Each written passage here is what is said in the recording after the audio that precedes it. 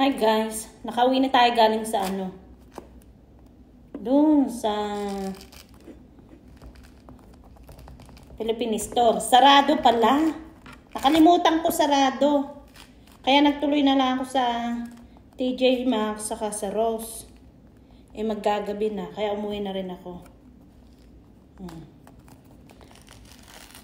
Pagod kasama ko yung kaibigan ko.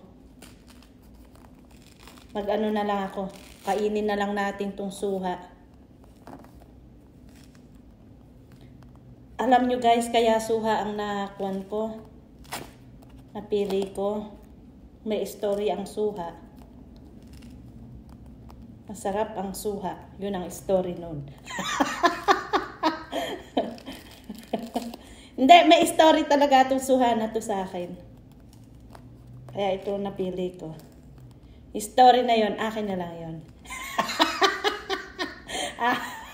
Puro pa exciting tayo Diyos ko. Kahirap naman balatan pala suha ka. Nakikipagbuno pa ako sa'yo. Aray ko. Bukas back to normal na. Papasok na ako sa work. Nagkasakit ako halos 1 linggo. Pero okay lang, meron naman akong doctor excuse. Masarap tong suha na to suha. Kapagod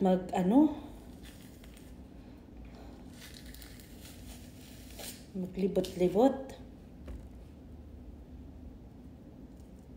Makapagod pero masarap.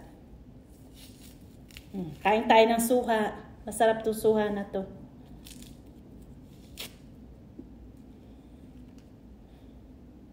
Suha.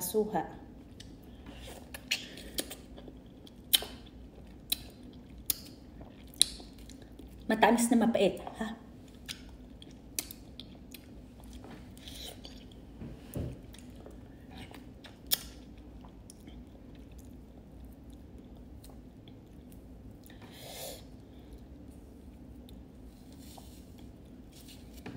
Ito yung nakalagay sa ampaw.